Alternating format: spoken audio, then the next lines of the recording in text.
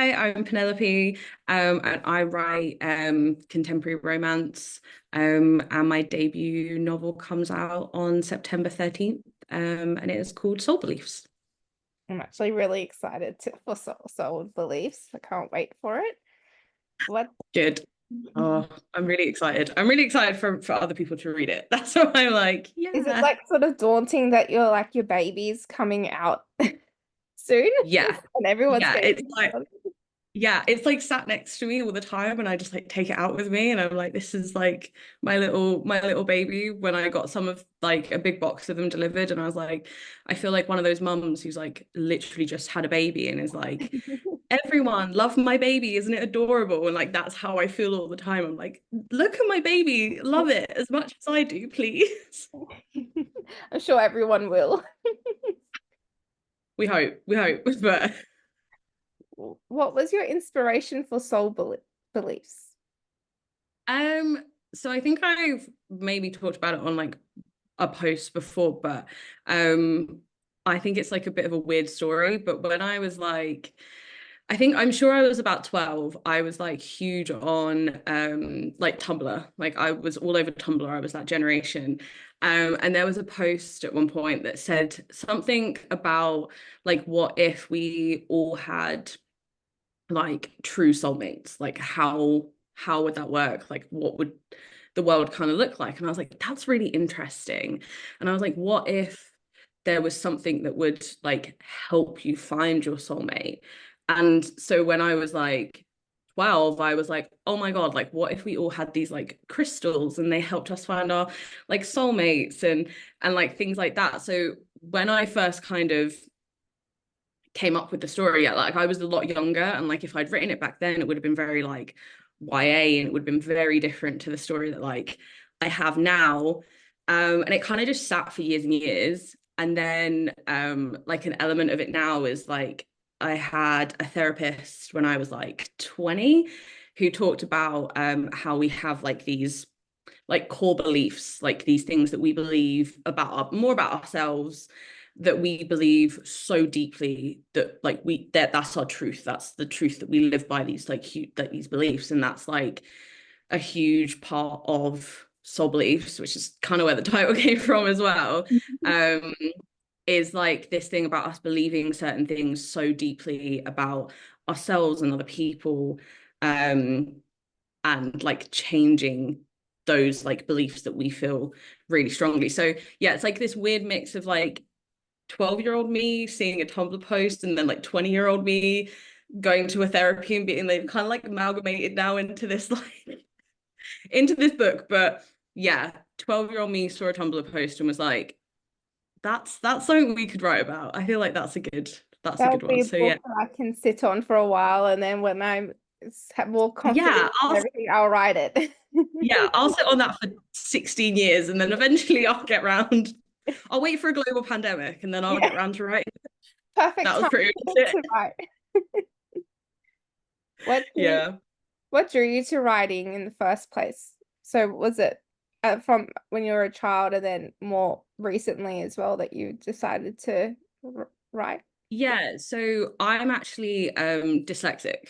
So that was something I knew from like being at school, like a really young age. Like, yeah, that's just something that I deal with. And when I was a lot younger, it was something that people told me like you can't write. This isn't something that like that's not a dream that you can have kind of thing because it's not something that's like attainable. Like you just won't be able to do that like with this thing. And so it was kind of like one of those dreams that just kind of like it just like sat in me and was like, I would always love to do this. And I would always write. Like I've always been like a creative person. I went to like university for art, so it's slightly different, but I always wanted to express myself in some way. And yeah, it was just something that sat with me for a really long time. And then yeah, it was like just like this little secret that I carried around that like, oh, I'd really like to do that, but I don't believe in myself enough to do it. And then yeah, COVID kind of came around and I started reading a lot more again. And I was like, I have time to do this. I could do this. Like, even if it's just for me, if I write it and it's for me and no one else reads it, then that's totally fine, but at least I can tell myself that like I did it, I did the thing. So yeah, it's always been this thing that's kind of like sat with me, but it wasn't until I had time to kind of sit down with it and being that little bit older and being like, no, there are things that you can do even if you think you can't do them. Yeah. So yeah. And you're proving everyone wrong that you can't write a book too. So, Exactly. Yeah, yeah, I've got exactly. it. Yeah, I can that's do it. yeah. You I would got like it go down wrong. to my old school and be like, I wrote the thing. Yeah. Don't tell kids that they can't do the thing if they want to do it. Sort of So need to do it for some of the older teachers. yeah, be like, there you go, I did it. Yeah. But yeah. How did you choose which character to center the story around? So I write in it's like dual POV. So I write from both Catherine and James, but it was always like their story. Like if it wasn't those characters, it wouldn't be this story, if that makes sense. Yeah. Like the story developed around them as well, I guess. And because I was like developing the story for like such a huge part of my life in my head. Yeah. Then when it came to actually like writing it, it was like these are the characters. Like there's no question. Like so much has changed with them and like their character building and stuff like that since like I first thought about it. But yeah, it was like it was always these two characters. There was no like yeah, there was no there was no question about it. Like it will always be these two people. That's it. It just wouldn't be if it had been any other characters, it wouldn't be this story. So yeah. Was one character easier to write than the other? Or since it was, or you've been sitting on it for so long, both of them were pretty much easy to write. Yeah, I mean, Kat is like a lot of her is me, I guess, in a way. Like, so she's easy to write in terms of like when things are happening, I can like understand her reaction to situations and kind of things that she would say and do. But I actually really enjoyed writing James's chapters.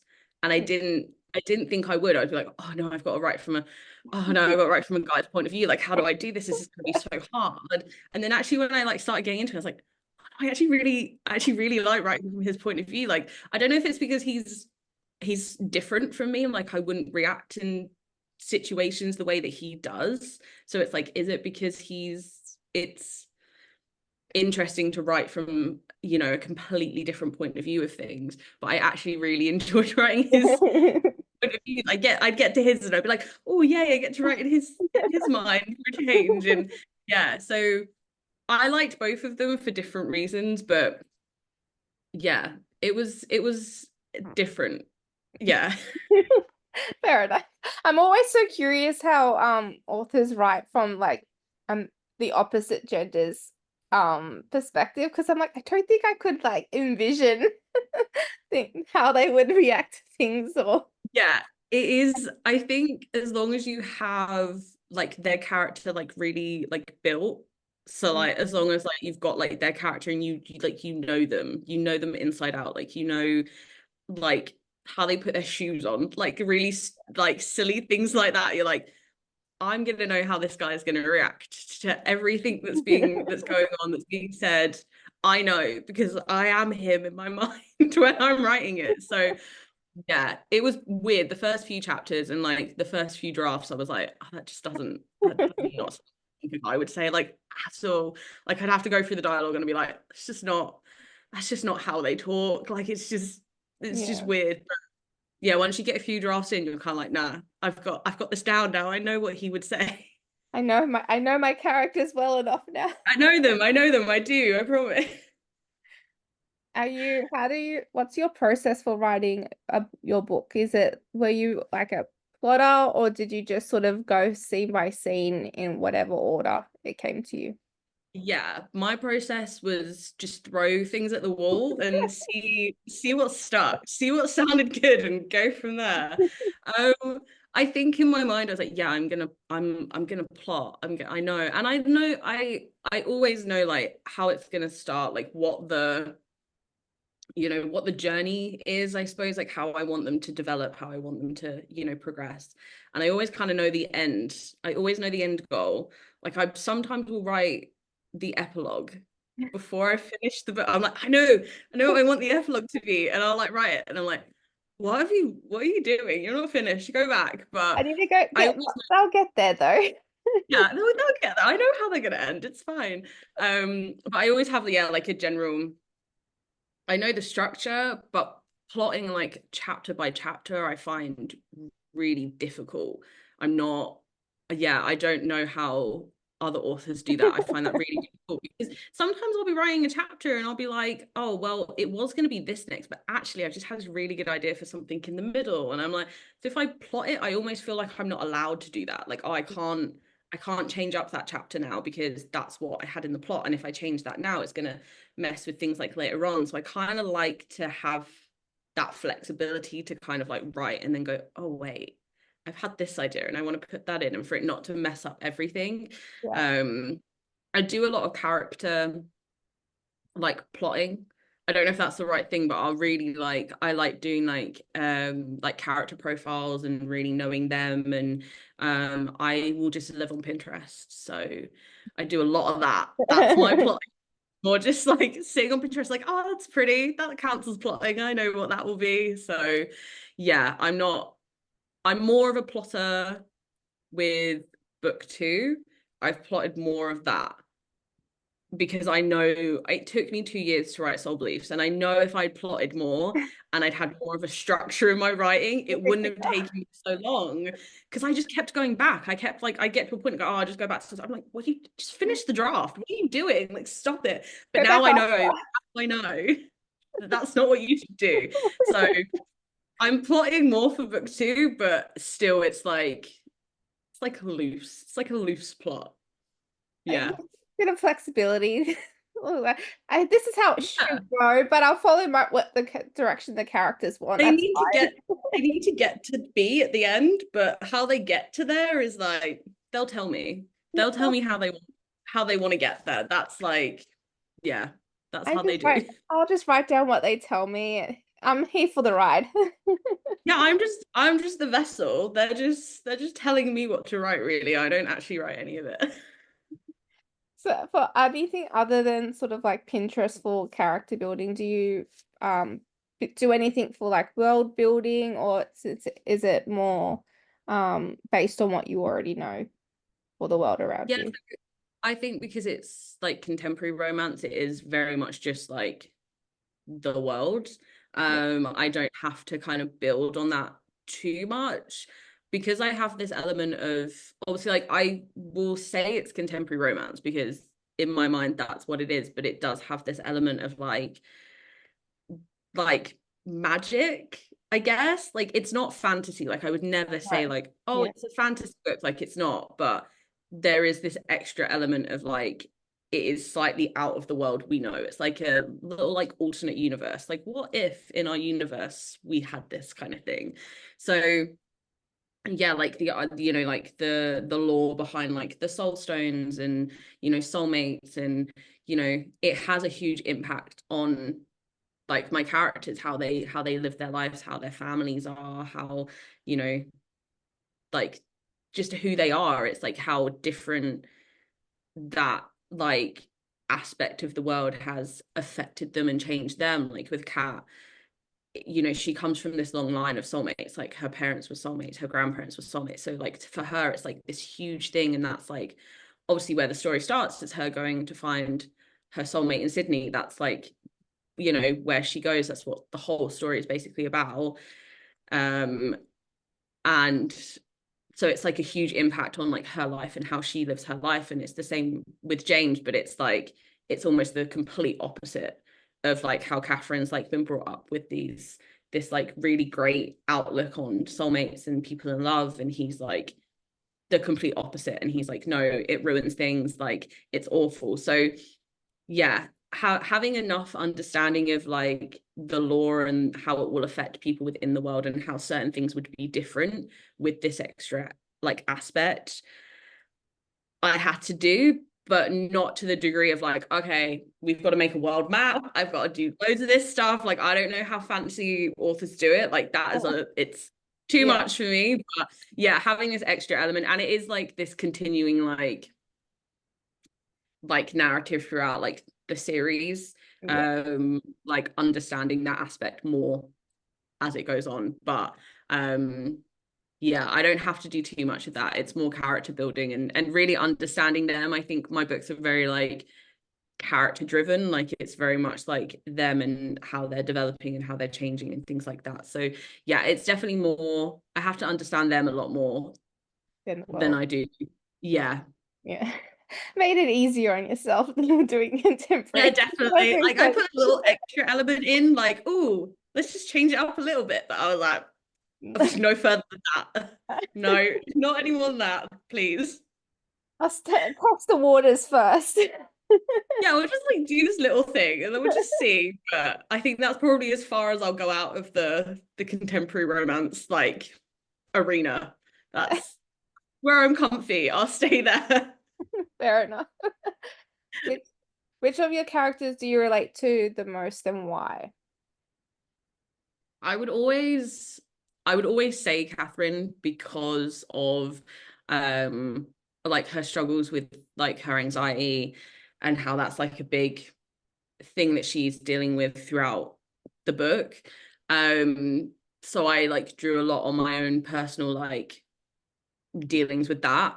So I relate to her hugely in that way. And I think how she reacts to a lot of things, I would react in the same way. So I definitely understand her the most and I probably relate to her the most. But yeah, I mean I would yeah, I would always say Catherine. I think she has this like nice positive outlook on a lot of things. And it's not until she meets James that she's like, oh, this is not the world I thought it was. And he really shifts that like view for her.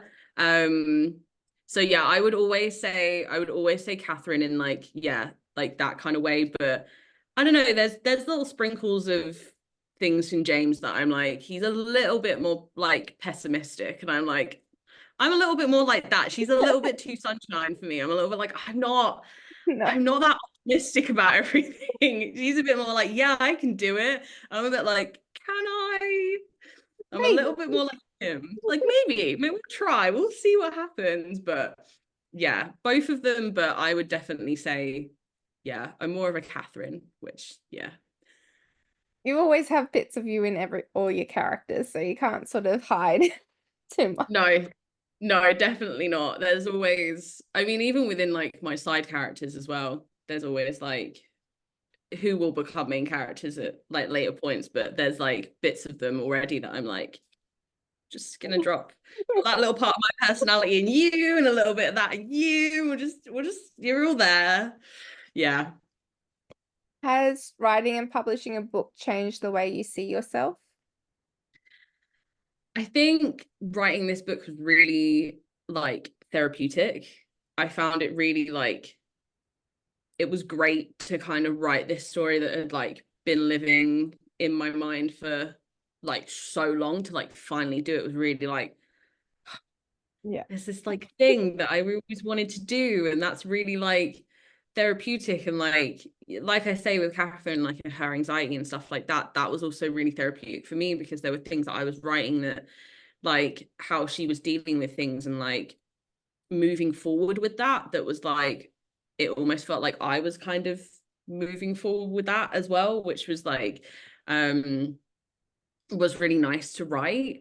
And I mean the whole like indie publishing like has taught me I am so much stronger than I think I am because I barely thought I was an author, let alone like a marketing person Yeah. and a formatter and a this and a that. I was like, I did not know I could do all these things, and now I'm learning how to do them, and I didn't realize I could do that. So yeah, it's definitely taught me like if I put my mind to something, if I want to do it, I can do it. And I didn't think I could. So it's nice now to be like, you can do it. don't put yourself in that thing of like, I can't do this. Like, no, I like will back out of things. But I'm like, it's too late now. You can't not back out at this point. You're like a month out. Like you can't, Can't there's stop no way. now. No, there's no turning back now. This is it. You've done it. So yeah, I think it's definitely taught me I can do more. I can do more than I think I can, which is a nice thing to come out of it, I Yes. think. Are there any books or authors that inspired you to become a writer or like gear towards the contemporary romance genre? So, like I said, I didn't read a lot when I was a kid. Being dyslexic, I found it really difficult. So I was just kind of like, it's just not for me. That's not a hobby I'll have. Like all my friends were like, oh yeah, I'm like reading Harry Potter or I'm reading the Hunger Games. And I was like, how are you doing that? Like, oh my God, like I can't one page in and I'm like, this is I can't do this. This is taking me that was 10 minutes for one page. Like, this is too difficult. So I never read a lot when I was a kid. And it wasn't until like the pandemic and like there was like book talk and everyone was talking about all these books. I was like, I've got so much free time. It doesn't matter if it takes me like a whole week to read a book. It's fine. What else am I doing? I'm here. So I ordered, yeah, I'm just here. So why not? So I ordered The Deal by L. Kennedy. And that was like a book that was like all over book talk. And I was like, everyone's talking about it. I'm just gonna order it. I'm just gonna read it. I was like, I actually really enjoy reading. I think I read it in like a couple of days. And I was like, oh, actually, I enjoy reading. Who knew? Who knew I could early? Like I didn't know that about myself.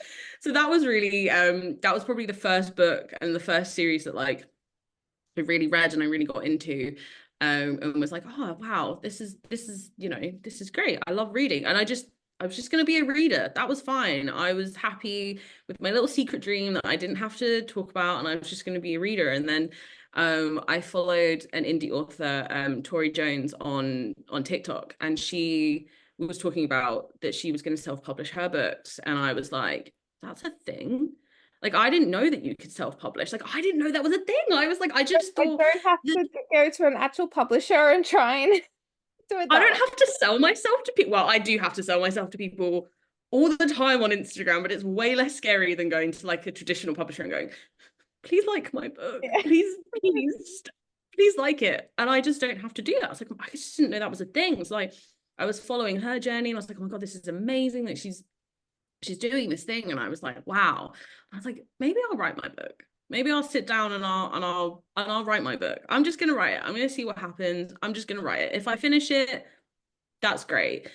And then I was like on Instagram and I saw another indie author, Holly Jukes, who wrote The Likelihood of You. And like she was like self-publishing. I was like, this is actually like this is people are doing this thing. Like this isn't just like a one-off, like it's actually groups of it. Like, this is and I was like, what if I finished it? Like what if I finished it and I found like, an editor that could help me and go through it, and what if I did that? Like so yeah, like those two indie authors, like specifically like seeing their journey and like watching them like go through it and seeing that it was possible for normal people. Not that traditional authors aren't normal people, but like they're just like, I don't know, they're living in this separate world that I just don't understand. But like, people like me who just wanted to write their book and wanted to do it themselves, like, without having to go through that, were doing it. So like seeing all these indie authors like do it and like yeah, just doing it, just doing the thing, like they did the thing, and just seeing that or like was just like, oh wow, I could finish this book. So yeah, I mean The Deal got me back into reading, which I wouldn't have done probably without book talk. And then yeah, seeing those two doing the self-publishing was just like, oh, this is a thing, and this is a real thing that people actually do, and I could do it. And just the community of indie authors in general have just been amazing and welcoming me and helping me. So yeah, definitely all of them just being like Everyone. everyone, every single person all over, just helping me so much. Yeah, like yeah, just it's been incredible to be welcomed into that kind of community and just be helped, and for people to open their doors and be like, you got questions, I've got the answers. And I didn't think that was a thing. So Yeah, that was a really long, I Yeah, feel that was really long. I love hearing that about the author community and how everyone's like helping each other and supporting each other. It's fantastic. Yeah, Fantastic. no, it's lovely. It's a good side. It's a good side of Instagram that we're sort of like, I mean, I'm obviously like a small, but yeah, I definitely didn't think that anyone would be like, oh yeah, let me help you or let me talk to you or, I didn't think that was a thing. Like I say, I'm very pessimistic. I will always assume the worst. I will assume everyone's going to be really mean to me and everyone's going to hate me. That's how I operate. Everyone's like, no, we're really nice actually. And I'm like, a bit thrown off here. I don't know what to do. I don't know what to do with all your niceness. What's going on? What advice would you give to a writer working on their first book? I think from like an inspirational point of view is just to keep doing it. Like finish the first draft. Like don't just leave it because you want to do it. You want to write the book because you wouldn't be doing it otherwise. So just I think there's a point when you're doing your first draft or your second draft where you're like, this is terrible. This is awful. And you want to just throw it in and just don't, just keep going. Like I cannot tell you what draft is sat next to me. Like I wouldn't even know the number of how far, like the amount of saves that I have that's like soul beliefs, final, final, final, final, super final, definite final. Like it just keeps going. But like, the first draft that you do is not the book that will come out. So like don't worry. Just finish it. Just write the thing and just keep going with it. Because I think that's what I just had to keep telling myself was like, just don't stop. Just write it. Just keep going. From a practical point of view, don't be a me. Don't throw it at the wall and see what sticks. Do actually plot. I promise you. It will seem scary. And even if it's like a really loose plot, you know what you want to start, some things to happen in the middle, and you know what the end to be. At the end of it, you will thank yourself so much for that. Because I just don't think my book would have taken me 2 years if I'd done that. I mean, I'm happy, I always think things happen for a reason, and I'm publishing now because that's what was meant to happen. But just plot a little bit. Just think about it a little bit. Just sit down with a notepad, even if it's just one page of a little bit of a plot. Write it down a little bit because you will be like, that was really helpful. I actually was really helpful having kind of an outline. Um, yeah, so from a practical point of view, do be a bit of a plotter. You can be somewhere in the middle, but just be a little bit of a plotter. I do think, yeah, it doesn't suit everyone, but I do wish that I'd had someone at the start being like, do you want to plot that a little bit? Do you just want Like to write it draw a down a line, little bit? draw a Do you line, want to and just just write I a have couple of things down. I have an actual timeline now. Like I have a drawn out timeline because I just can't remember when things start, when things end, when epilogues are meant to be. Birthdays. Like it's so hard to remember everyone's birthdays. It's impossible. Those kind of things, write them down because otherwise you will just keep going back and being like, oh, I wrote that at the start in chapter 1 and now I'm on chapter 30 and I can't remember when someone's supposed to be what age. Ages drive me insane. Plotting, just plot the little things, birthdays, dates, like a little bit of an outline. It will What age? save you a lot. What age It will then? save. It's impossible. As soon as you start throwing side characters in, you're just like, how old were they meant to be? It's parents as well. I'm like, how old were you if they're this age and it's this? No, I couldn't. It's the whole thing. And probably some authors are like, why do you go that deep? And I'm like, I just have to know. I have to know It might not be what in the age they book. would be. Might Yeah, not be like in I'm the just book, but like, I need to know. I need to know. And it's especially like now I'm like plotting and like writing the first draft of book two. I'm like, how old would they be now? And if the first epilogue happened at this point, where is that in conjunction with when the second book's starting? Like I need to know. It has to all four of them need to make sense in this timeline Yeah. for me to know who needs to be happening, where they need to be. Yeah, I probably go a bit too hard on the timeline situation. A little bit of plotting. I'm just saying a little bit of plotting. I'm just going a bit hard on the timeline this time. What's your favorite writing snack or drink? A coffee. Yeah. My day job I work at a coffee shop. I'm a barista, so coffee is like I need it. At some point in the That's day, fun. I will be like, I need that. Or like a smoothie. I need a three drinks. I need like hydration, I need caffeine, and I need something fun. Yeah. And so I always have like a huge water bottle, and then I need a coffee, and then like a little smoothie because I'm like, oh, that's fun. And healthy Yeah. too. Yeah, I'm like, yeah, that's kind of healthy. So yeah, I need a lot of drinks while I'm writing. That's my thing. Fair enough. Uh, Coffee's always good. Keeps you awake and like giving you the energy to go along. Yeah, I definitely think sometimes it's like a placebo, but I'm like, yeah, this is helping me. I feel so much more. Yeah, I'm like doing the words, and I'm like, it's probably not doing anything, but I feel I better. think it is. I feel Yeah, better doing having it. I feel better for it. I need this.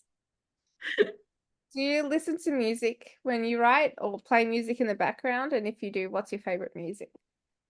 I do. I've seen a lot of authors say that they don't, and I'm like, I don't know how Uh, you can be in silence. I find that like my mind would just be like, I need something going on.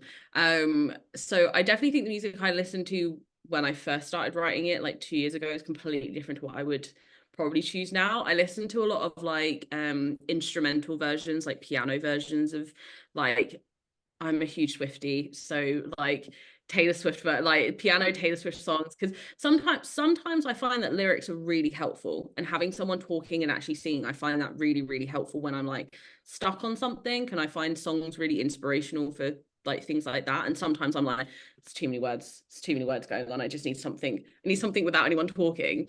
So it completely depends on my mood, what scene we're in, what I'm writing, to what I really want to listen to. But yeah, like piano versions of Taylor Swift songs are always like a if I don't know but I need something, I'm like, yeah, that's good. That's yeah, good until I know what I really need. she has covers all bases, so it's all you'll find It's something. fine. It's like, okay, well, that album for now, and then we'll get sad at some point. So then we'll go to that album later. That's usually how that will work. Yeah. And my final question is, who has been your biggest supporter for your writing? I probably would have to say my husband. He's probably put up with me being like really stressed all the time with taking so much time. Um, like I'm kind of lucky he's like a gamer boy. So I am the reader writer to his, so I'm like, yeah, you could do that, that's fine. And I Wanna can go write play? with you. Yeah, that's fine. You want I insist. Please go play your game. It's fine.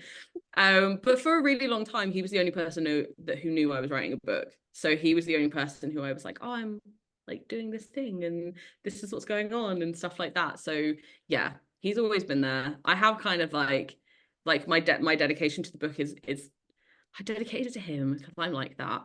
So I'm like Yeah. that's for you for all the time that I took and all the stress that you got to put up with. There you go. I dedicated to you. You're welcome. But you had so much more time that I wasn't bugging you to for attention. Could Like play the game. you're welcome. You're welcome. His little book. But no, he's been great. I mean, he was helping me. I was making friendship bracelets to go in my like PR boxes, and I was like, "Do you want to learn how to make friendship bracelets?" And he was like, "Yeah, go on then." So he literally made most of these. Oh, He that's so made most of my friendship bracelets because I was like, "Well, if you do this, I can actually do something else. That's really helpful." thank So you. I just taught him how to do that. Thank you so much for that. So yeah, he's just like sat there like, yeah, it's fine, I can do this. So yeah, he's been great. He's been wonderful. Yeah. No, that's So it's always really good to hear that like partners and families so close and really supportive for writing. It's like yeah. closest cheerleaders to you that you could have, really. Yeah. I mean, he lives with me, so he had to know what was going on. He had to be, because I mean, like, what Couldn't keep you a can secret. support of me. You've got to live in the house with me. I cook your dinners. Like you must support me. Otherwise, I'm sorry. I'll just No stop food doing for everything else. you. No food. No food. That's it. You're done. Sorry. No, yeah. I couldn't have done it without him, really. So yeah, he's been great. It's just been nice. And that's great.